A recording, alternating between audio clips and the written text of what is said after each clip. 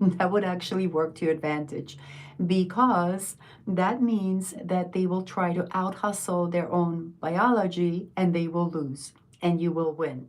So, in this video, I would like to share with you the 5 most important things I want you to know about hypnotherapy, how you can take advantage of it, because what you're really taking advantage of is how your biology is already wired.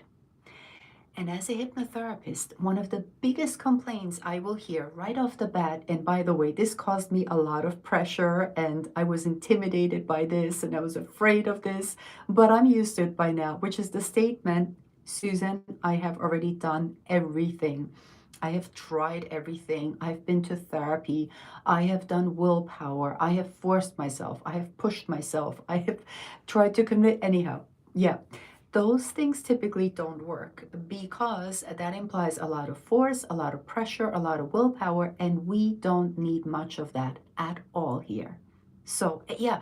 And then after listening to their sob story and feeling really bad for them, I explained to them how hypnotherapy works. I'm like, look, what do you have to lose? And then within a very short while, the complaint I got was, why didn't I try this sooner? I should have done this earlier. Why didn't somebody tell me about this? Oh my God, I got more out of 2 sessions with you than 10 or decades of therapy. I told you so. So, look, and especially if someone is stuck with something like chronic anxiety or addiction. What a scary word, yeah? If addiction were real, then hypnotherapy wouldn't work. Just a little side note, anxiety, depression, bad habits. I can't stop, overeating, overworking. I can't stop this substance abuse, whatever you might call it. So typically, if it comes to helping somebody break free of fears, phobias, anxiety, whatever the symptoms of depression might be, addiction, self sabotage, procrastination, or if somebody wants to become a much better performer, if you would like to feel and have more self confidence, if you want to improve your self esteem, hypnotherapy is amazing for that. So I want to explain to you the five, in my opinion, the 5 biggest factors for you to understand what, in regard to your biology, right? What you must know so that you can see why hypnotherapy works when everything else didn't, and how it works, most importantly.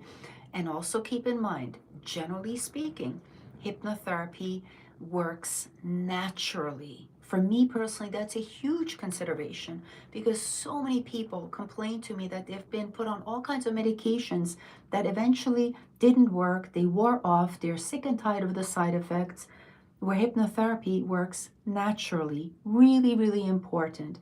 It works virtually. Again, in my opinion, very important, because now I get to help people all over the world. In fact, I've been doing this for 12 years now, and I would say probably for the last 8 years, I've been doing this virtually. So that's a huge, massive benefit, in my opinion.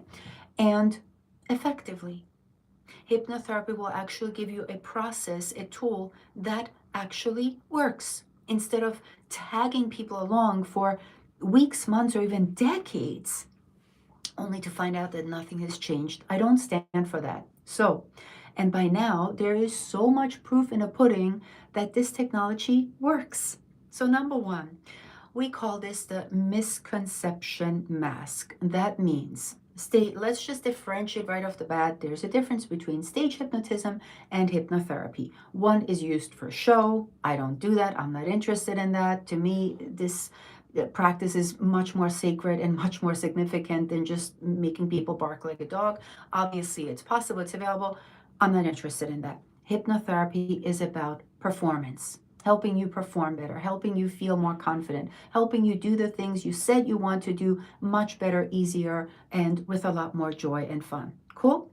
Number two, this is what we call the 5% fallacy, because a lot of people try to fix their problem with willpower and thinking and reading and understanding. And I get that. That's a really good start. But Unfortunately, that is the conscious mind. The conscious mind is responsible for decision making, willpower, thinking,